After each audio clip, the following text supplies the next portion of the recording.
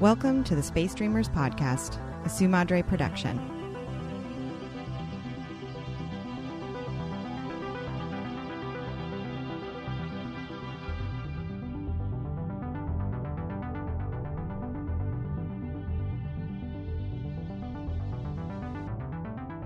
Hello, Space Dreamers, and welcome to a very special episode.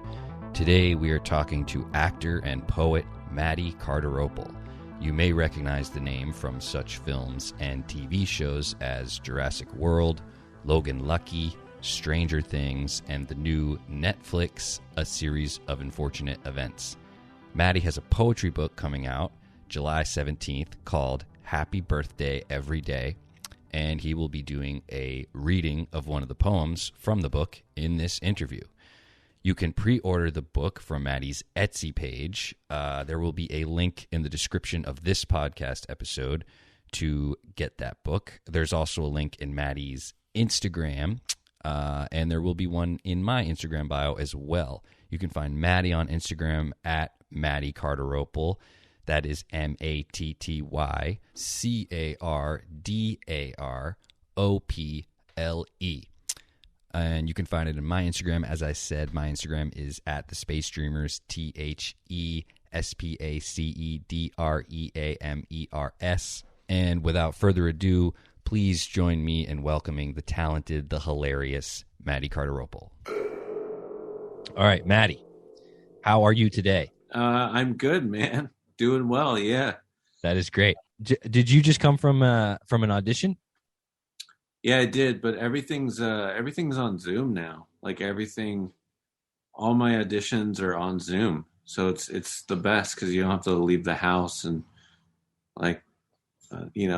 where you can get away with wearing sweatpants.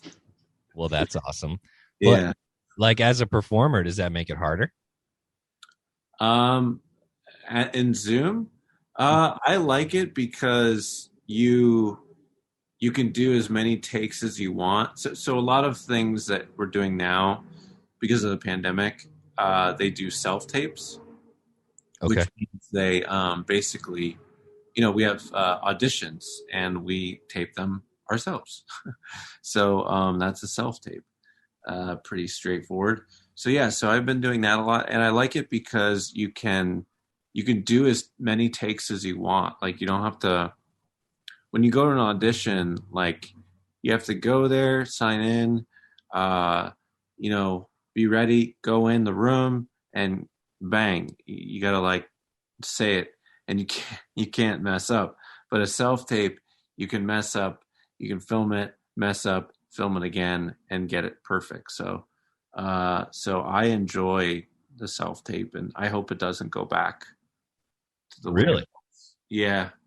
Okay. Well, it's interesting too how the pandemic in so many industries has basically sped up kind of a process that was already happening with the whole everything's online now, Yeah. It's almost like and the industry that I'm most familiar with is the restaurant industry, which is, the industry was going digital anyway. It's just that this has just sped up the process. And it's cool that you enjoy it more this way, right? Yeah. So, I have a question. Do you, Matty, remember the year 1993? Oh my gosh. 1993. Why? What happened in 1993? Was that the year that, what happened in 1993? Okay. In 1993, a little film, you may have heard of it, is called Jurassic Park was released. Oh, right. Yes. Okay. Cool. Did you see that? I know that 94 Ace Ventura came out. Okay. Different types of movies there. Yeah. I love seeing Jurassic Park in the theater. So did you ever imagine, right, when you were maybe 10, 11 years old watching Jurassic Park, that you would be in a Jurassic Park movie? Did that ever cross your mind? No, it did not. And I remember when the movie came out and I was obsessed with it. I bought the book and tried to read it, but I was like, I don't understand anything in this book. Yeah. It was way far past my brain to understand what was going on in the book.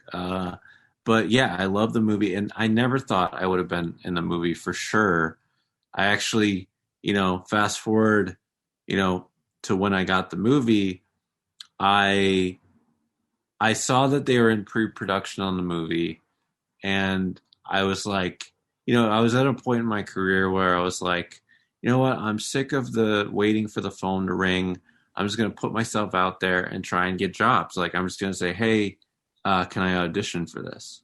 And that's what I did with Jurassic World. Like, I reached out to the director because I knew him through a friend of a friend. And I just said, hey, man, I've been a fan of Jurassic Park ever since I was a kid. Is there any way I can get an audition? And I got an audition and I booked it and I flew to Hawaii. It was unreal. It was the best thing ever. Yeah, I loved it. It was unreal. It was so cool. So, like, how does that make you feel? I mean, you told me obviously it's unreal, but I'm just curious. Like, especially me, I'm a huge Jurassic Park fan. I got Jurassic Park tattoos. Oh, whoa. Yeah. So like, how does it make you feel? Just you're like a kid from New Hampshire to be flying out to Hawaii to basically have a legit role in a Jurassic Park. It blew my mind. I mean, I flew first class. I was in beautiful, lush Hawaii, like, 100 miles from civilization, just like, out there. And my first really huge, like, job was perform. I think like 1,000 extras were there, and I had to like say all my lines to them, and it was like really incredible. It was such an incredible feeling to be there. It was scary too because you don't want to mess up your first big movie. So I just like ran the scene 100 times and improvised. I don't know if you saw the movie, but there's a part in it where you saw the movie. Obviously, you have a tattoo. Oh yeah. But where I'm just like, I just work here, and I improvise this thing where I just like, after I say that, I just kind of look around and like bolt and climb over there's like a fence, and I like climb over it and fall down. They took all that out, but yeah, it was a really incredible. I say that a lot because it was just an amazing feeling. I can only imagine. I wonder too. I have to imagine that one of the perks of being in movies is the travel, right? Like being on set, like on location. Like you got basically a free trip to Hawaii. Like what's the coolest location you've ever filmed it? Hawaii, like first class to Hawaii. And it was like, it was incredible being there and doing this movie, but it's hilarious because my first big movie, and I was there, I was going through a breakup with an ex-girlfriend. And so I was there filming in lush Hawaii, my dream job, but I was also going through this breakup with this girlfriend that I had. So it was kind of like, it was like a bittersweet feeling because I was like, one minute I was on set, killing it. And then the next minute I was back in my hotel room, like crying, like, oh my God, like breaking up with my girlfriend. It was kind of stressful. Well, I'm sorry to hear that. No, it's totally fine. It's just like, it's funny how things, like, it's just funny how things turn out. But so maybe, maybe that's why your character seems so stressed by the fact that his ride got closed because you were I think so. Channeling the breakup. I think you're right. And I like subconsciously, I tried to like put that in my character for sure. Really? So I'm glad that picked up. Yeah. Okay, I have another question, random question about a specific movie. Do you, Matty, have a favorite movie of all time? I realize it's a hard question, but do you have one? Yeah. Favorite movie of all time. What's yours? I have a top 5 in no particular order. Okay. It's so hard for me to pick favorites. I'm trying to think of a movie that I could watch like over and over again and just be like, wow, this is incredible. I know it sounds really silly, but One of my favorite movies recently was that movie Sing. I don't know if you saw that movie. What, the animated one? Yeah, I, Sing. I've not seen it. I love Is it good? I'll have to check it out. it's so good. And I have a funny story about that. Like I really wanted to see Sing. My wife is in school, so for acupuncture, and I think she kind of had a stressful week. And on my birthday, all I wanted to do was watch Sing, and I don't think she felt like watching it with me or something. So we got in an argument about like she's like, "No, I don't want to watch Sing," and I was like, "Please, just watch Sing with me." I know that feeling. Yeah. So yes, I love that movie Sing. Okay, well, one of my favorite movies of all time in my top five, the most recent addition, would be a film called Contagion. Now, Oh, that's a good one. the reason I bring up Contagion is because it's directed by Steven Soderbergh. So I just want to geek out right now and ask you what it's like to work with Steven Soderbergh. Oh man, it's really cool. He just like not intimidating. You would think working with him would be scary, but literally like working on that job. Uh, yeah, I booked that Logan Lucky, and I was on set, and when I booked it, I didn't have any. They just said you're going to be improvising. So, and I was like, oh, okay, cool. So, we did these little scenes here and there, and you know, he wouldn't really give us any direction. He'd just be like, yeah, just this is what's happening. Just make it make sense. I was like, oh, okay. So it took so much pressure off, like having to be like, saying a line a certain way. He was just like, just make up the scene. If it feels right, then just go for it. Nice. And me and the other actor were just like, oh, okay. um, and we just like, yeah, we just got to improvise. And he was so laid back, and he operates the camera. A lot of directors will kind of, sit behind the monitor, but he was very, very, he likes to be in control, I think, and very hands-on director. And yeah, he just loved filming it. And he was a really cool, down-to-earth guy. Yeah. That's awesome. I'm a huge Soderbergh fan. I remember, like there's always this, I feel like sometimes rumors come out that he's going to be done making movies. So when I saw that Logan Lucky was coming out, I was so excited. And then I saw that you were in it, and it's like, I feel like your role in Logan Lucky is kind of similar to Jurassic World. Yes. Yeah. But it's more substantial. And what I love in Logan Lucky is how, like, you're not a main character, but like it's the most intense moment of the whole film is the scene with you and the other security guard, because like they almost get caught. Yeah. Right? So Yeah. that whole scene, like that climax, is so good, and you're so good, and the other actor. Thank you. Yeah. Yeah, I just tried to play it straight, like I was a security guy. That's what I try and do with a lot of my roles. Just like, does this feel real? Like, when I did Dumb and Dumber 2, I got a really good note from one of the directors, Bobby Farley. He was, he was just all about like, he kept saying to me, you're all business, and that's kind of stuck with me with my parts, like just realizing like, just make it real, make it feel real, and that's what I've always like made sure that I do. If it doesn't feel real to me, then it's not funny. Like if it doesn't feel real, then there's no humor in it. You know what I mean? Right. So, because real life is the funniest thing. Yeah. Yeah.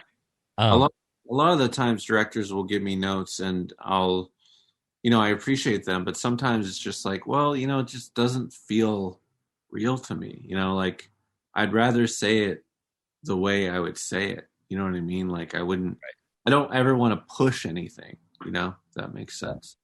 No, I understand. Obviously you are, from what I've seen, a comedic actor. Yeah. Is your ability to improv like one of your strong points, one of your like pluses in the industry? Yeah, I love improvising. It's my favorite. There's no pressure in it, and it's fun, and I love improvising because That's you get awesome. to. I mean, in film and TV, you can't do it so much because they're on a time schedule. But a lot of the times in scenes, I'll like improvise. I'll add a tag at the end of the scene. That's what a lot of other actors do. So yeah, I love to improvise. I went to UCB here in LA and studied improv, and I just feel like it's my strongest suit with my acting. Like I love it. Auditions, I always try and improvise. Yeah, Yeah. it's the best. Okay, I have a question. Do you get noticed in the streets? I feel like you must be recognizable. Constantly, yeah, totally. Even with the mask, like I've been wearing a mask. Like I Uh, was at the airport and some girl walked up to me and she was so excited to meet me. And she's like, "Are you the guy?" And I was like, "Yeah, yeah, I'm the guy." what did Like, she oh my God. did she have like a role that she knew you from that she was so excited about? A series of unfortunate events. Okay. I just watched that for the first time recently, Oh, nice. Yeah. and it's hilarious. I love it.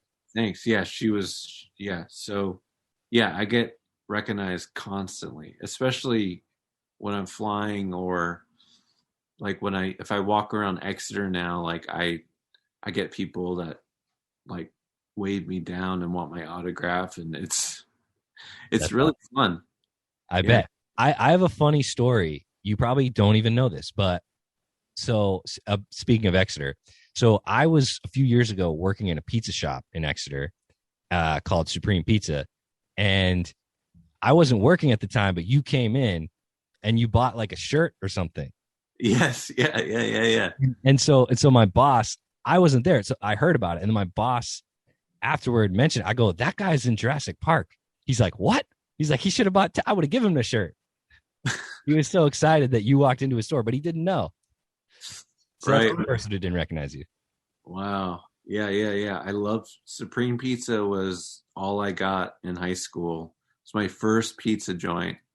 Yeah, And I love Supreme Pizza. right on. Do you rock that shirt in LA? Oh yeah. Yeah, I love it. Dude, those guys will love that story. They're gonna love that their shirt is walking around in LA. That is so cool. Yeah. Yeah, I wear it all the time. I love Supreme Pizza. Right on.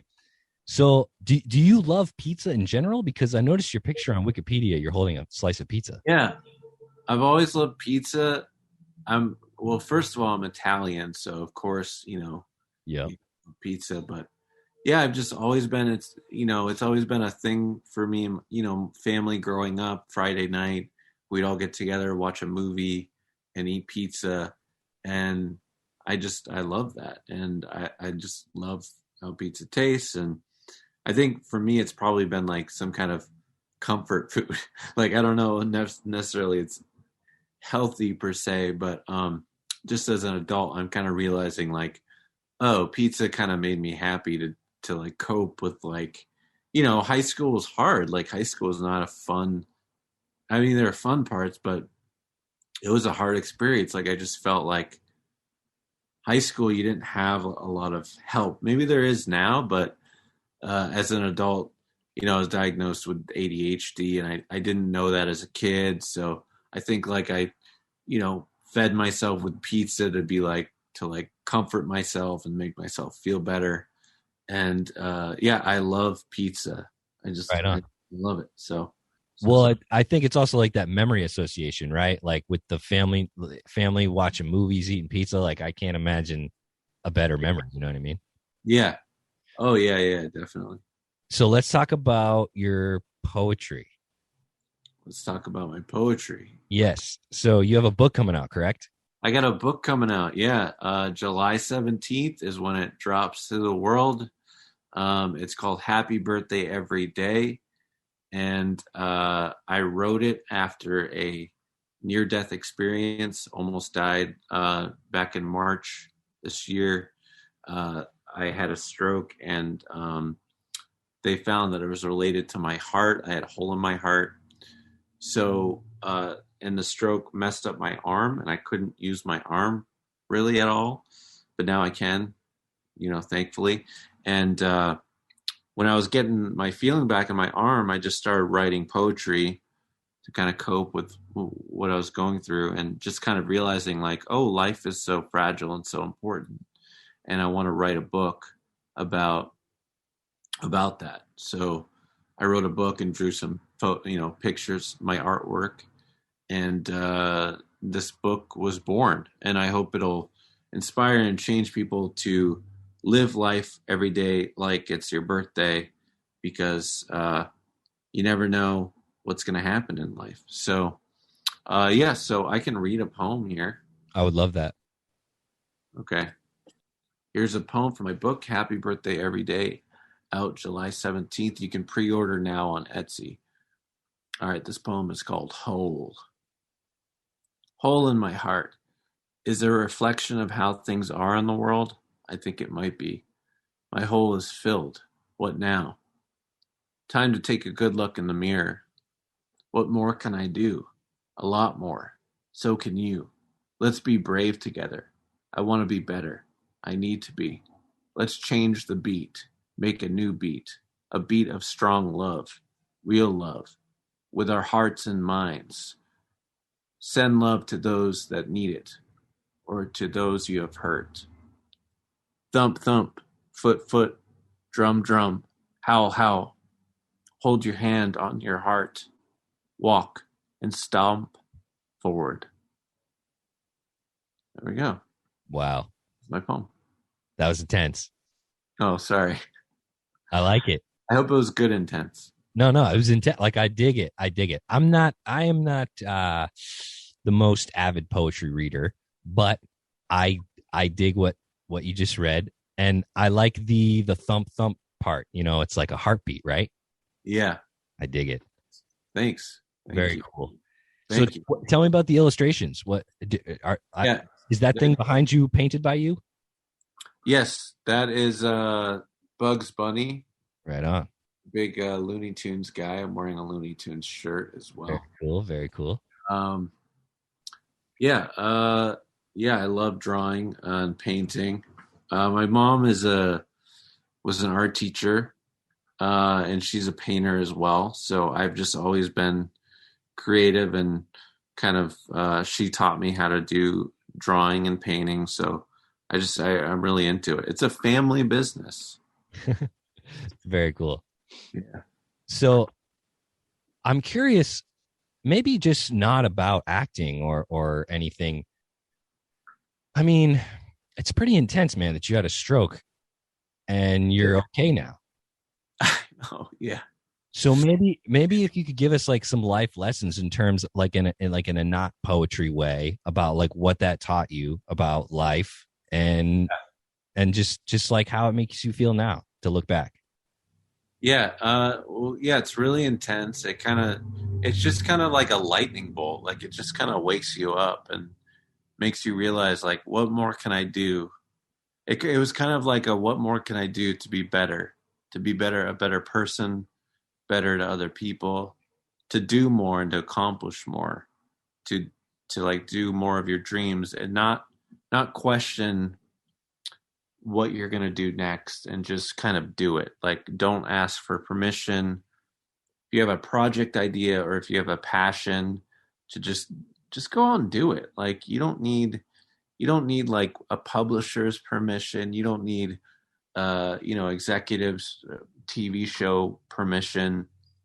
Just go out and film it and make it your own, because who knows, it could be a bestseller, it could be a big hit. You don't know. So just go out there. If you have a dream, go for it. I agree. I love that sentiment. I think often people aspire to do cool things and they have cool ideas, but they're always waiting for like the perfect moment, right? But the perfect moment is never, ever, ever going to come. Like perfection is a phantom. You cannot reach it. So just start where you can and see what happens. And it sounds like that's what you've been doing. That's the thing too. And if you don't know how to do something, you can hire people that know how to do it. You know what I mean? Like for the book stuff, like I do all the creative stuff. I do the drawings and the writing, but I like hire people to edit it and to help me compile it, to be able to print it. and helped me. I designed the cover, but they kind of put all the pieces together. So so if you don't know how to do something, you can hire people or get coached by. I feel like that's a big thing now. Like if you don't know a profession or how to do something, like get coached. Find like a coach that has experience, like a mentor. Yeah, mentor. I think a lot of people these days are thirsty for knowledge, but there's also like a certain, like there are people who are also eager to give knowledge down to the next like generation. You know what I mean? So if those kinds of people meet, like you can do incredible things. Yeah. And I really like what you said earlier, because it almost kind of echoes what you said happened after the stroke, where you said with Jurassic World, you said, I'm sick of sitting here waiting. I'm just going to go and I'm just going to do it myself. Like I'm going to go out and try to make these things happen via my own volition. And I agree. Like, I think I came to a point in my life a few years ago where I realized that good things do not necessarily come to those who wait. You have to go get something if you want it, you know? Yeah, it's so true. It's so true. I'm glad whoever like came up with that thing, expression or whatever it is, that saying or that mantra. I guess it's like a mantra. Yeah. It works. It totally works. So right on. I feel like I would be amiss if I didn't ask you about Stranger Things. Oh yes, yeah. That's like a pretty big deal. Oh man, it's the best. Yeah, that was crazy. I was at a photo shoot and the photographer and the makeup artist said to me like, "Oh, you'd be great on that show Stranger Things. You just have that look." And I was like, "Oh, I haven't seen it." And I like went home and watched it in one sitting, and it blew my mind. I was like, it reminded me of, E.T., all my childhood movies that I loved in the 80s. Yep. And I was like, I got to get in this movie. And this never happens. It's so rare. But I called my agent and I said, I have to get an audition for this. And like literally 1 week later, I got an audition, and it happened to be like a part where it fit perfectly for me. Nice. And I was like, whoa, that's crazy. And then I auditioned for it, and then I booked it. And it was just like, what the heck? So, that was an incredible experience. And the fans are just like, they're the best. They're so incredible. And I love it. I think it's so relatable to them. They just love it. Yeah, I mean, nostalgia is so in right now, Yeah, especially for the 80s. Yes, yeah. And that's why I have this idea. Tell me if you think this would be a podcast you would be interested in listening to. Because you are of the generation that I would be targeting. So right. I feel we need to anticipate the future, right? So right now we're all about the 80s, and in a few years the 90s are going to be the nostalgia kick, right? Yeah, yeah. Well, I have this idea for a podcast where we would go through all those like key 90s movies for people in your generation, right? For like the end of the 2000s. Yeah, that's a great idea. The movies that like defined your generation. Like what's that one with Ryan Felipe and Cruel Intentions? Yes. I just you gotta do it. Yeah, I love that idea. You gotta do it. That's great. I just feel like it's like the next 80s nostalgia kick is going to be that late 90s, like that. Yeah, that sounds great. I love it. Yeah. Okay, so do you love science fiction? Oh, I'm obsessed. I love science fiction. Because I noticed my favorite. I noticed your last poetry book is called Space Cadet. Yes. Yeah. So tell me about that. So it was all space themed poetry. And I love space. I love like one of my favorite movies is Independence Day. Yeah. I love that movie. I love watching any movie on aliens. I'm all about aliens. Nice. And I'm really into the Mandela effect. I'm into, the Matrix type stuff. Okay. Astral projection. I think it's totally real. I don't know if you've experienced astral projection when you're, dreaming in dreamland. Well, no, I have experienced lucid dreaming. Is that the same thing? Yes. Yeah. Okay. Lucid dreaming is a trip, I know dude. some listeners are probably like, okay, Matt. Well, whatever. Okay. But it's true. Like astral projection is a real thing. Like where you dream and you leave your body.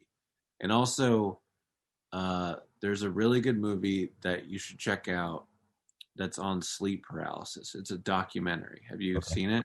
No. What's it called? I think it's just called The Nightmare. He did another documentary called A Glitch in the Matrix. Have you seen that? No, but I've definitely heard of that one. You got to see that. You got to see Glitch in the Matrix. It's so good. Yeah, I'm really into all that sci-fi stuff. Love sci-fi. Since you mentioned the astral projection, like what are you into? Like what are you into besides the acting and the like? What would be like your dream job if not the acting and the poetry and all that stuff? Like what's your second most? Right now, I know it sounds silly, but I'm really into metal detecting and going on like treasure hunts. Really? Yeah. Well, actually, I noticed on your Instagram that you found a quarter recently. Yes, I found a quarter. Was that exciting? Rich man. And the quarter was from 1998, actually. And movies that came out in 1998, The Truman Show and Half Baked. True. I'm really into metal detecting right now. And I'll tell you why. Like, after I had my stroke and my heart surgery, like, I got home and I tried to watch sci-fi movies. And I couldn't. Like, it was too intense. Like, my heart couldn't take it. Wow. I was just like, oh, anything with emotion or just like, oh God. And, I just stumbled upon like metal detecting videos on YouTube, and I was just like, man, this is so relaxing. Yeah, you're right. When you see the guys on the beach or girls, they're kind of just walking around, they're waving the thing, and like they're on the beach. Don't we all want to be on the beach? Yeah.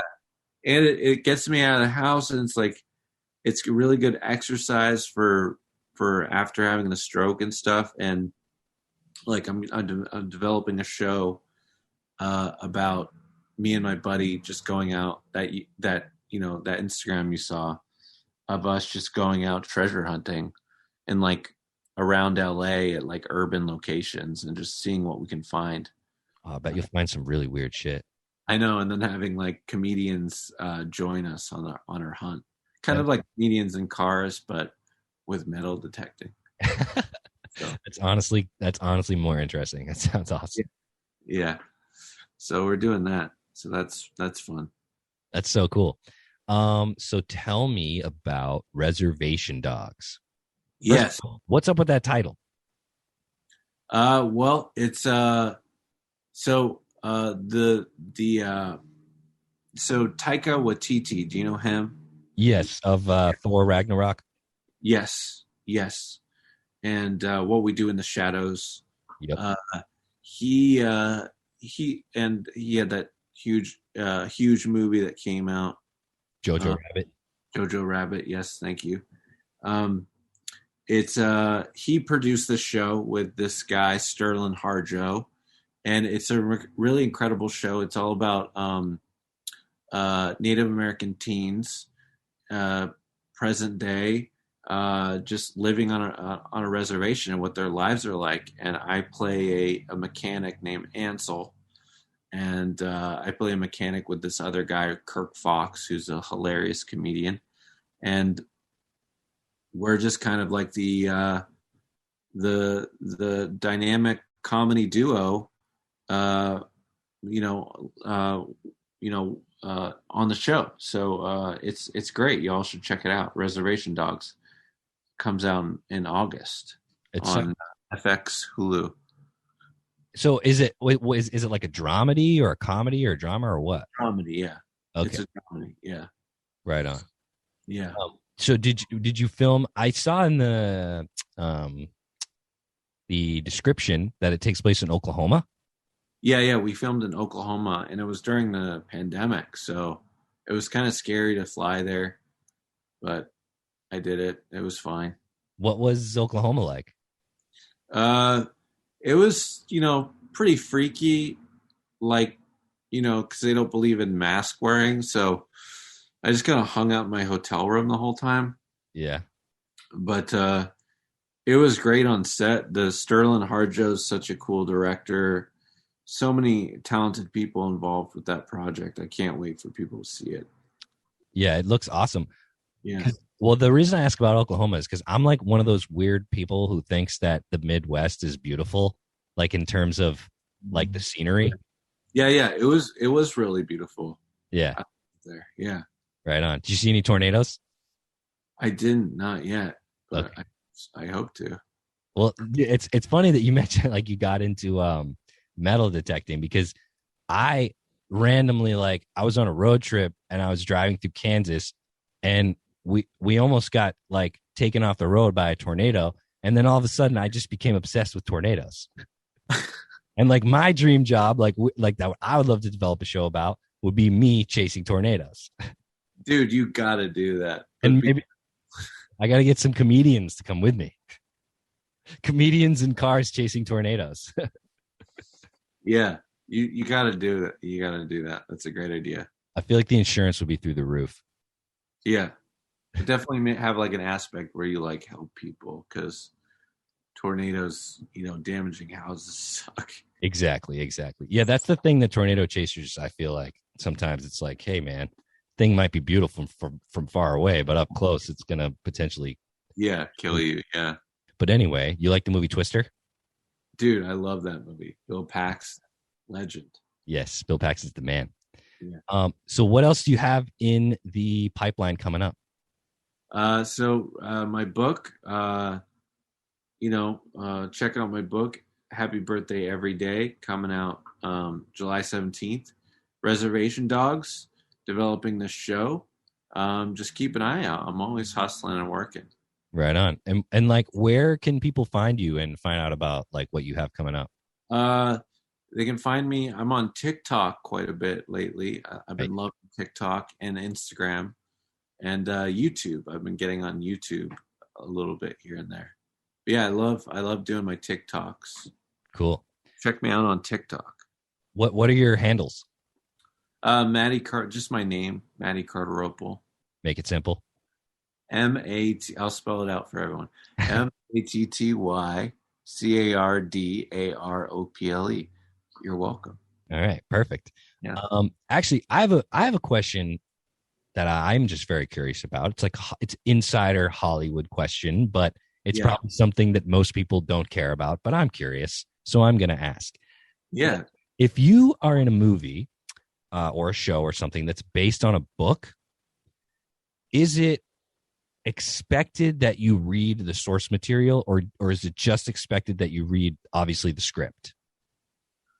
No, there's no like you have to read the source material to get the part or anything. No. But like most people do that? Yeah, you should. Most people do. Most people look up, or sometimes they don't want to like have that influence. They don't want that in their brain. They just want to be able to make it their own. But it's I guess it's just a choice preference thing. Cool. I've always wondered that if like everyone on set had like a little book club, or if they're all like, this is based on a book. I didn't know. Right. That's funny. I like that book club. That's cool. Yeah, man. Okay, so maybe tell me, is there like an IP or like a series or something that's like your ultimate you would love to be a part of? Like you checked off Jurassic Park. Like what's next for you? Star Wars? Oh man, I'd love to be on Cobra Kai. That really? Show. Great. Yeah. I love Cobra Kai, man. That's awesome. That would be a dream come true too, because that's kind of like your generation also, right? It's like yeah, I love that show. I wrote to the creator, and hopefully I can audition at some point because I love that show. It's so good. That's awesome. Yeah, I'd love to do a big sci-fi movie. Yeah. really cool. Have you like auditioned for a big sci-fi movie? Not like a huge one, no, but I hope to. Right on. Yeah, I'll make it happen for you, Jared. Cool. I would love to see that. I want to see you with a ray gun and an alien, and that would be awesome. Me too. Yeah, that'd be cool. Right on. Yeah. So anything else you want to tell my audience? You want to tell people or anything else? Just go after your passions and what you want to do in life. You can make it happen. I just know that I believe in you. Believe in yourself, because you can make anything happen. And just go for it. Awesome. That is super awesome advice. Thank you so much. Yeah, thank you, man. Thank you, Jared. I'm really excited. I was really excited to do your podcast. Thank you. Cool. I was excited to have you on, man. Yeah, thanks, man. Say hello to Heather. Oh, certainly. Yeah. All right, cool. Right on. All right, dude, we can cut it. Okay, cool. Yeah. Cut. Yeah. All right. I hope you enjoyed this interview. Thank you so much to Matty for joining me and discussing all the things that we discussed, including his poetry book, Jurassic World. I'm a huge Jurassic Park fan, so that was so cool to talk to a person who was in one of the movies. Matty's a great person. He's down to earth. He's funny. He's talented. Again, thank you, Matty. And again, you can get his new poetry book, Happy Birthday Every Day, from his Etsy page. There is a link in the description of this podcast episode, as well as on my Instagram and Matty's Instagram bio. Matty is on Instagram at Matty Cardarople. That's MattyCardarople. And I am on Instagram. You can find me at The Space Dreamers, TheSpacedreamers. Thank you so much for listening. And once again, thank you, Matty, for joining me. Support me, support Matty, and keep dreaming. Bye.